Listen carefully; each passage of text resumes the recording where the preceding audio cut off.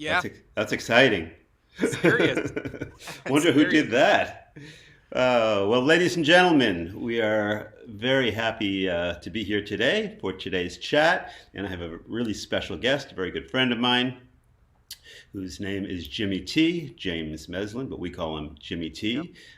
Jimmy T actually has been with us for quite a while. We will talk about that. He has recorded Dream Theater albums, he's recorded Liquid Tension, and he's only 16 years old. No, I'm kidding.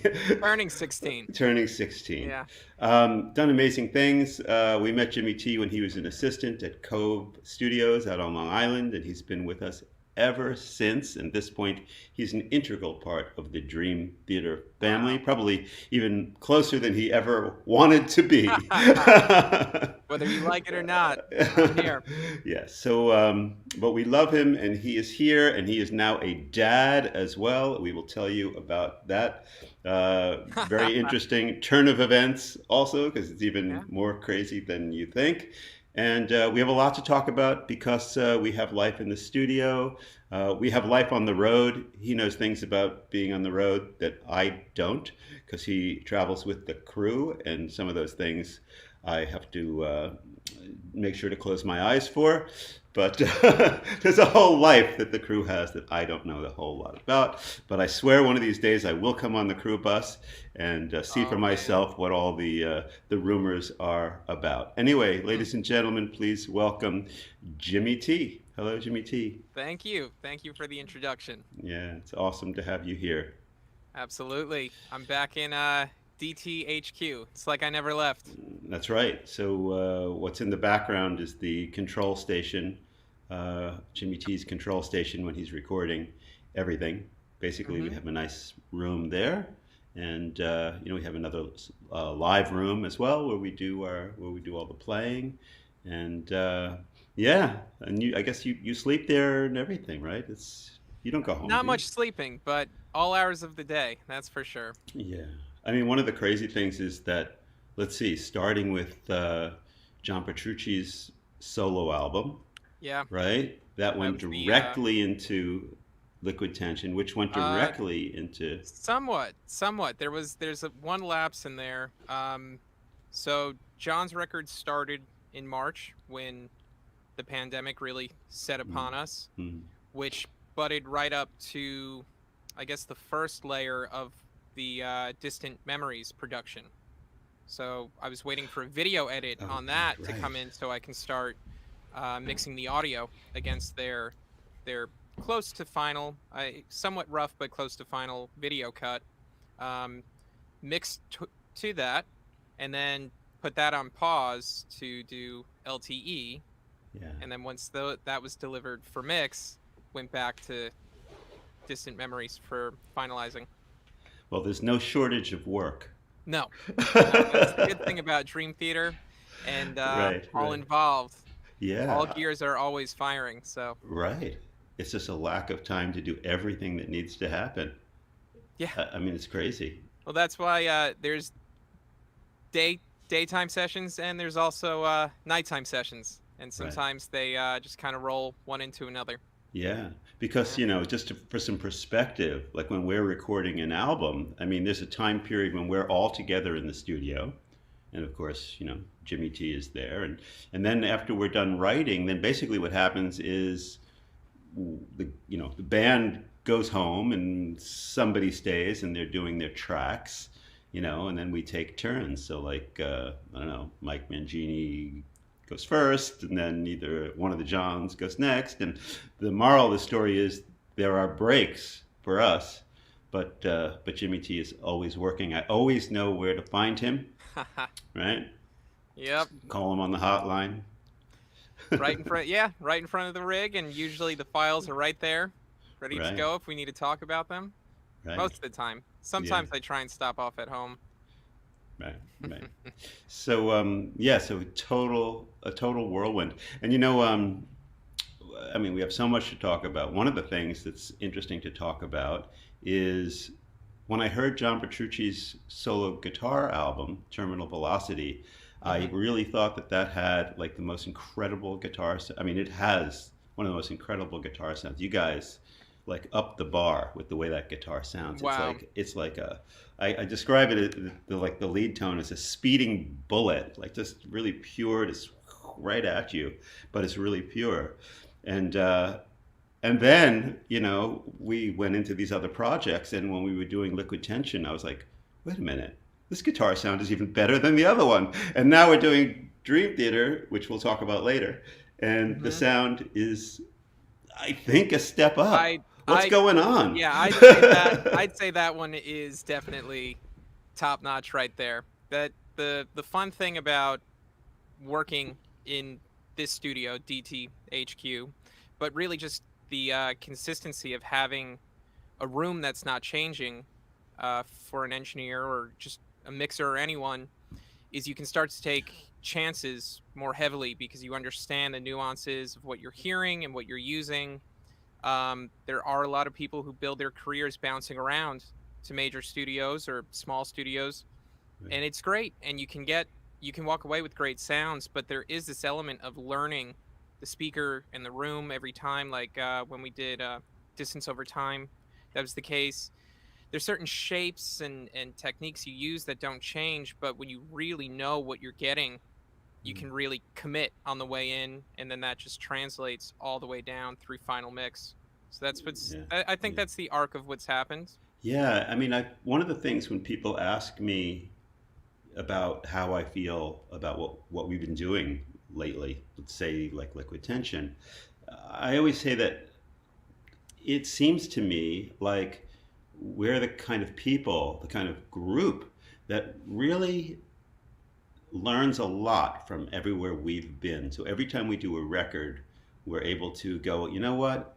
That was fine, but now we learned on the last go round that if we did this, this, and this, or tried this, then we can step it up. Right. So it kind Yeah. of has the end result that the albums keep sounding better, which is, it doesn't have to be like that. For some bands, it does. It's not like that. Maybe Mhm. call it a lack of sensitivity, or they don't, they're not looking at it the same way. But I really feel like in our organization, that's a big part of it.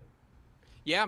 Yeah, I'd say so, and I think a big part of that is not wanting to get too comfortable, wanting to explore new things. Like you talked about John's sound and it getting better.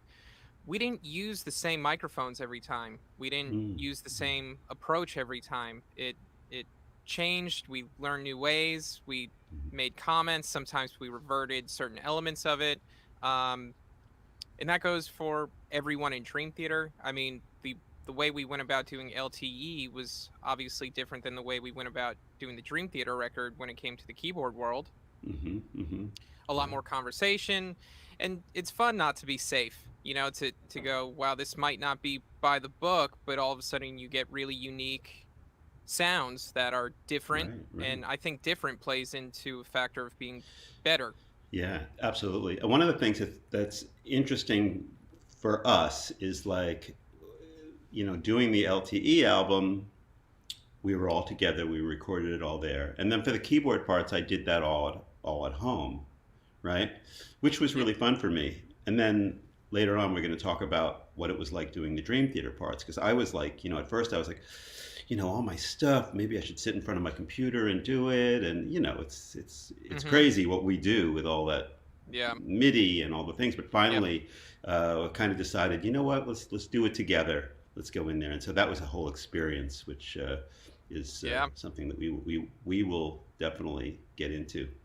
I think that people will be really interested to learn a little bit about your life on the road with Okay. Dream Theater. Yeah, All maybe right. you can give us a little background, and Sure. we'll start with Sure. wherever you want to Well, begin. um, in fairness, I did not come up uh, as a live sound guy. Outside of a couple like gigs, club gigs, things like that. It was always studio. That's where I cut my teeth and kind of where I always had the idea of where I'd be. Uh, but you guys gave me the opportunity to go out on a world tour after the Astonishing, and that's because of how large that studio session got and working with David Campbell for the orchestration. There was a lot of that you guys wanted to carry with you because Hmm. that was real strings, real Right. choir, really done up. And the whole show was done differently than a traditional Dream Theater rock show where Right. it had the visuals, things were very locked, as far as the video goes, the lighting goes. So bringing out a playback system to time code these layers so that as you guys performed, the correct sample of a string section would be with it, or the video would be in time with the band and things like that. That kind of became my job, and I was once again living on Pro Tools. We carried Pro Tools playback systems to run Right. time code for the Yeah. show. Hmm. That kind of like started to move me into more of understanding the gist of live sound on a larger scale. So doing kind of like setting out the monitors and working alongside the stage left guys. Stu Wilson was mixing monitors at the time. Oh It was yeah, amazing. our buddy Ed Stu. Hammond, yeah, Ed Hammond, who's a near and dear friend of mine. Um, Uh-huh. we were five guy audio crew on that tour. Moving forward, that started to turn into me getting more hands on, getting it quick because there is a lot that is the same as far as like the tech talk goes. You know, when you're talking about how to cable something, the signal flow of something, and I have the advantage, and I realize this, that I have the advantage of knowing you guys really well on both sides of kind of your worlds, both the studio Right. and touring. Right. So when I'm out there and it's like, well, why did my rig sound so good in the studio? I I could remember come with, hearing that yeah, question. yeah, I could come with an answer. So that was an advantage that I Right. had. Right.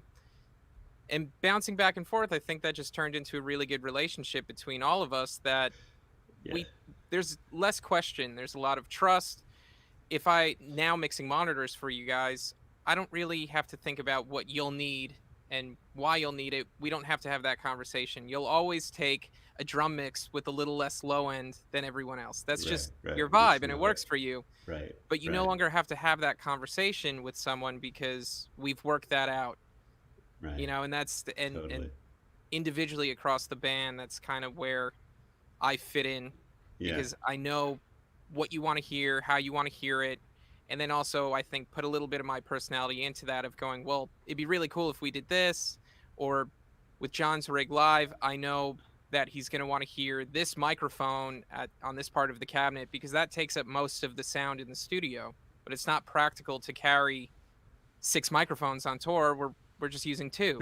So what's the most Right. important one of that bunch? And that's kind of how I bounce in between and switch gears, but still staying in the Dream Theater bubble. Right. Well, pretty much, you're a good example of coming into a job and making yourself kind of indispensable. So, Wow, well, that's I mean, you that. came in and you did Can such I a, get that one in writing? yeah, well, I mean, you just, we all get along very well and you do a beautiful job for us. So, you know, Happy to do so. yeah. So you remember when you signed the 20-year contract, right? Right? Yeah.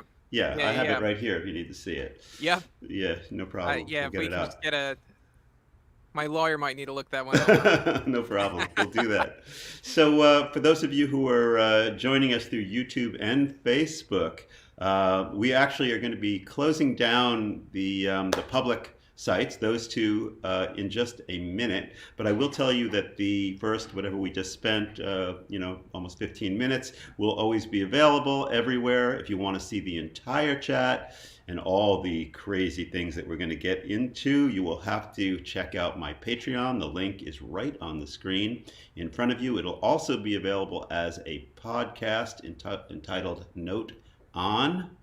Just finally came up with kind of a cool name Nice. for the podcast. I like it. And yeah, because I want to bring our patrons in and talk all about the Dream Theater stuff and how we recorded the keyboards, because that was really, really fun. There's a lot to talk about. So we're going to make the switch. Thanks everybody for watching. Definitely check out the Patreon. Remember to support your favorite musicians, especially in this crazy time. And at some point, we will see all of you on the road.